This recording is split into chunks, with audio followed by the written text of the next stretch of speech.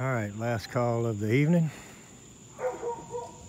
And I have asked the customer to turn it on, and we're going to go outside and look. He says the fan inside works.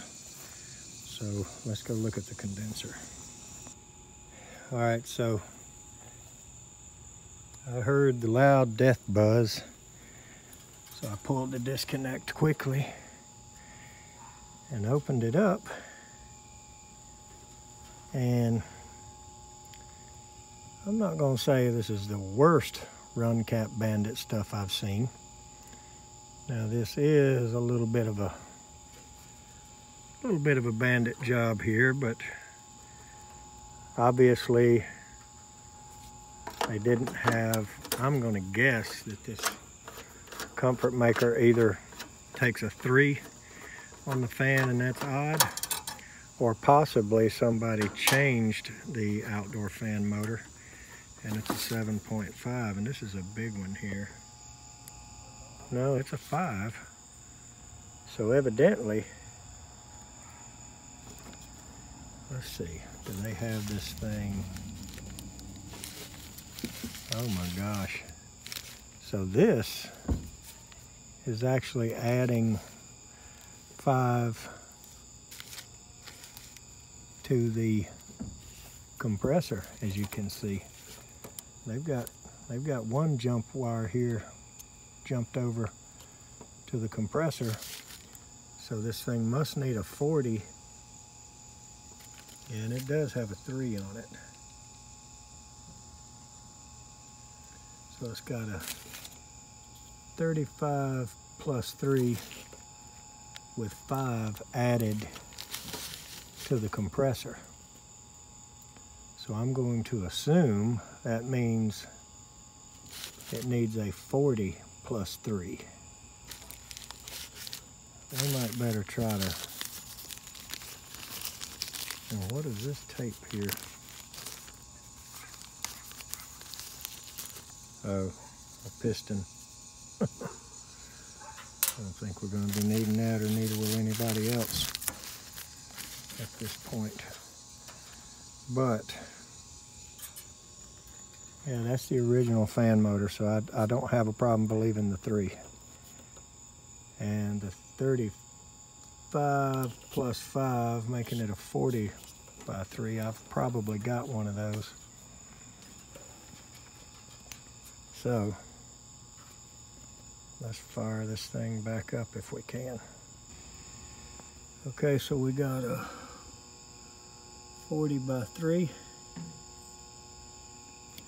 and one of the old salvaged comfort taker brackets here, so we got it back in there properly.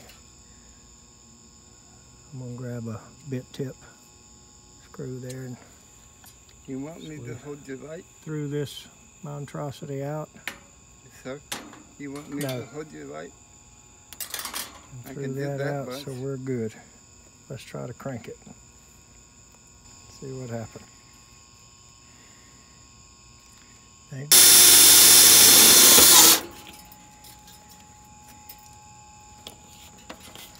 we go. Let's see what we get. All right, so we were over here last night, and unfortunately the capacitor did not fix it. The motor's bad. So it was already after 9 o'clock. I think it was about 9:30 when I left here. And I did not have that motor in the truck. It's a little bit of an odd one. It is an OEM style motor for the ICP, which I do keep them, but and it takes a 3 microfarad capacitor. So it's a little different, but nonetheless, I brought it back and we're going to change it. Shouldn't take long. Everything, the compressor ran, everything should be fine. We're just going to change this motor right quick, and hopefully he's got some air. As I've said before, ICP is pretty easy to work on. So should go pretty quick.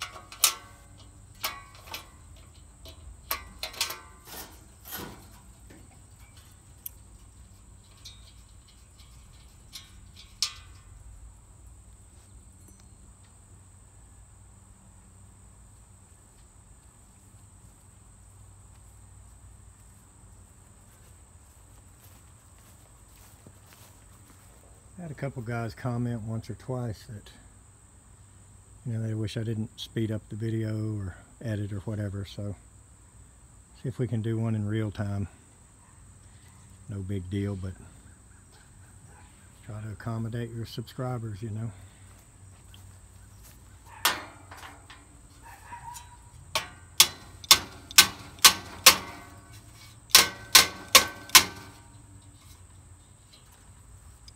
Best hammer you ever had.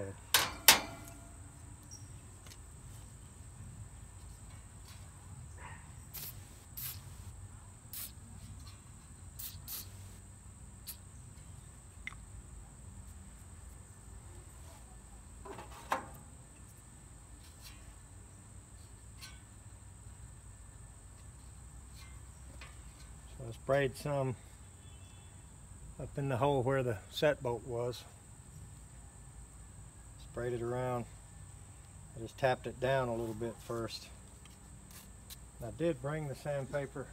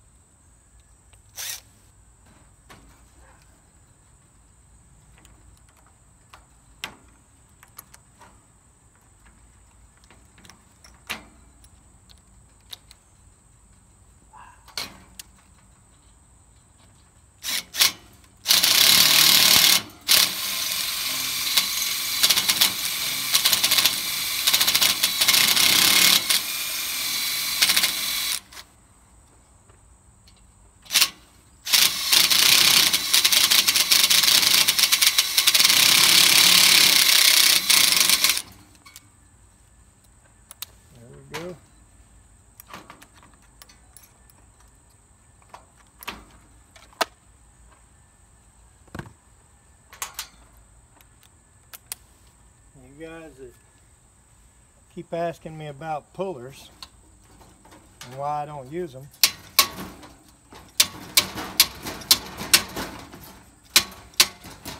I don't like them. And you can feel how hot that is. So the heat expands it and busts it loose, and eventually you'll see the shaft start spinning in the hub, and then you know it's over. And you know it's just, when it's spinning that free and you've got that penetrating oil in there on it, usually you can just pick it right up. I had to actually tap it that time. But we've all got our ways. And you guys with the pullers can just go right ahead with your puller. I'm not going to criticize you for it. And I don't mind you criticizing me. So, you know, we all got our own ways. I never liked a puller because it squeezes the hub back down onto the shaft even more. These must not be steel.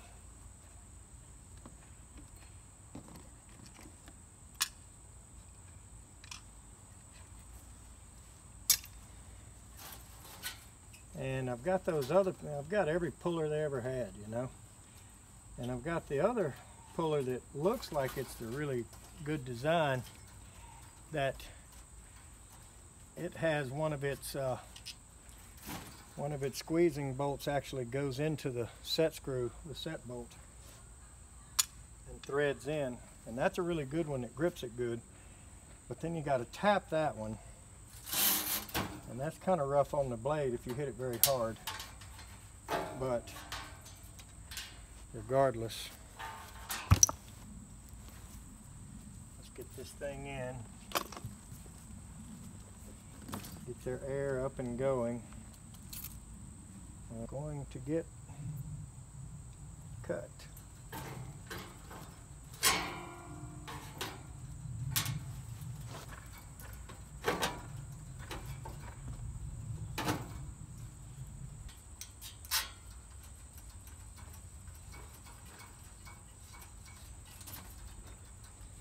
And I did offer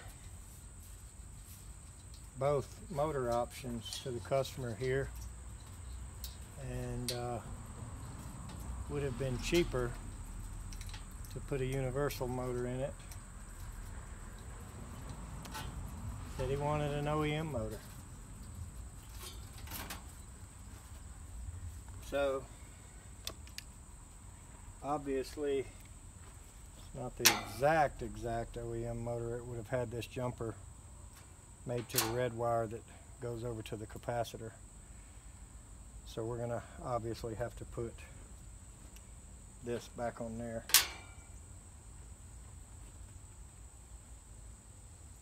Not a big deal.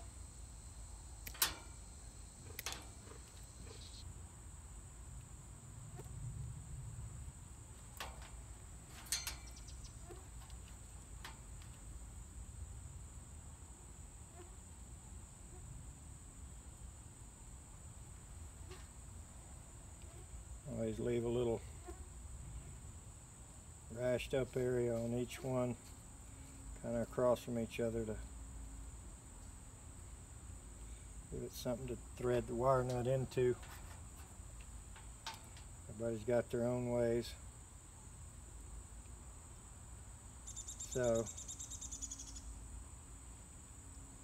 for the guys that offer the constructive criticism or just the sharing of other opinions, I'm certainly not offended. I do appreciate it. I do read all the comments. I can't always respond to them all, but I do read them, and I appreciate them very much. And I can certainly take the sharing of knowledge and the constructive criticism.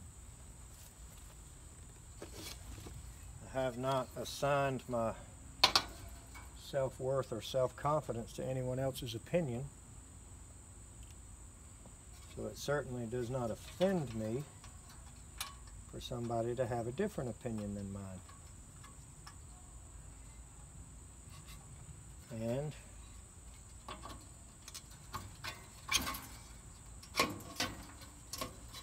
now these OEM motors, you can usually mount the blade pretty doggone low.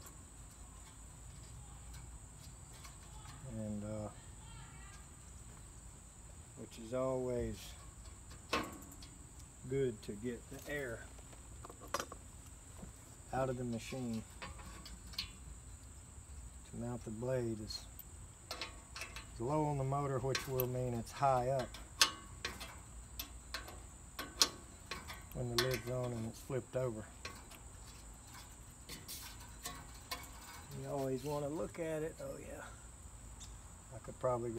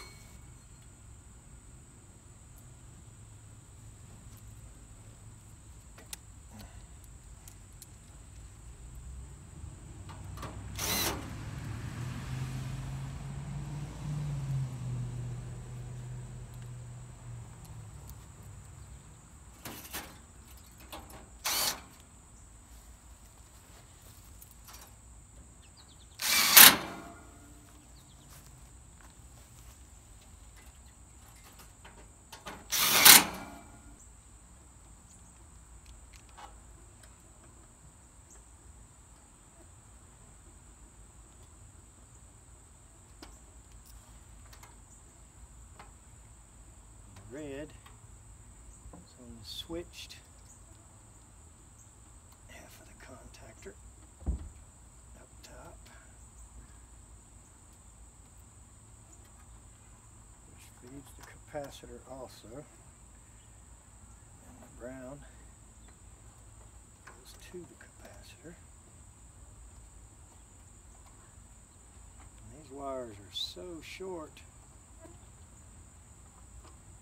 I don't think I'm going to bother to bundle them together. They're all really short.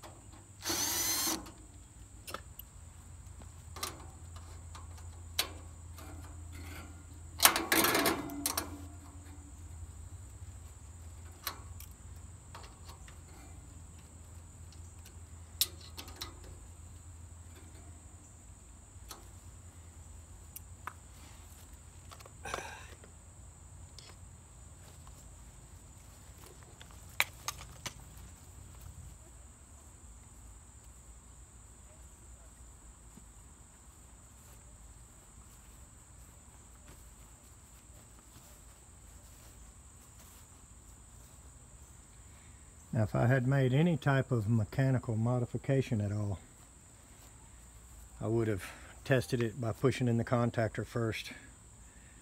But I'm confident that we can go ahead and cut this on, so I'm going to call the homeowner and ask him to go ahead and turn the thermostat on. Hello, sir. Yeah, it's Ted Cook. How are you? Good, sir. Can you go ahead and turn the AC on for me? I certainly can. All right, hopefully she'll fire right up. We're praying. Yes, sir. Me too. So let her rip. Okay. There's enough prayers going up that somebody will answer. Running. All right, test it out a little more and I'll get with you. Thank you. All right, so now that we got the machine up and running, we can look at a few things. The airflow, and I felt it coming straight out pretty good.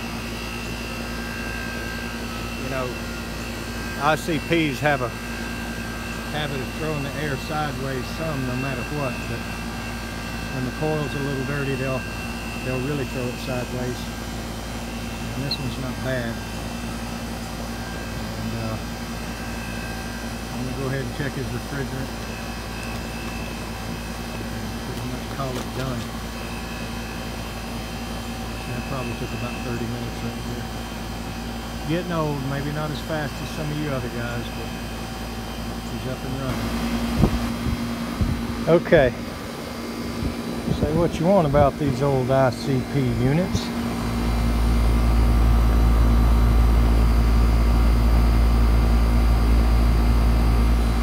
That one in 2003 has given very little trouble. It's got a little bit of head pressure here. It's about 240 pounds of head pressure. 66 to 68 psi of suction. So I feel like if I cleaned this outdoor coil and slightly got the head pressure down, they may both come down, and we may be able to add a little bit. So I'm going to offer to do a little further servicing on this thing for the homeowner. We've got it repaired and back up and running like it was. Some of them decline it, and some of them say yes, please do all you can for it. So that's where it is right now. And the reason I say the head pressure is a bit high, it's not terrible. It's 89 degrees right now. That's warmer than I thought it was. So I guess that's not really bad, but it ought to be about 200, maybe 220 at 89 degrees. That's just my opinion, but I've had a lot of experience with these units. There's a lot of them around here. This one I'm not sure if it's a comfort taker or a Heil or what it is, but it's performing okay right now. So let's go talk to the homeowner and see if we need to do anything else or what they want to do. Okay, so I did go in and talk to the homeowner, and they don't really want to spend any more money than they have to, and I advised them that we go ahead and do everything we can to this unit, and they reluctantly agreed, and I agreed to drag some of the money out and let them pay the majority today, and a portion of it, you know, in a month when it's a little easier for them, and they appreciated that. But then I went and looked at the thermostat. I felt awful hot in there, and I noticed it's actually hotter in the house than it is outside. It was 91 degrees in the house.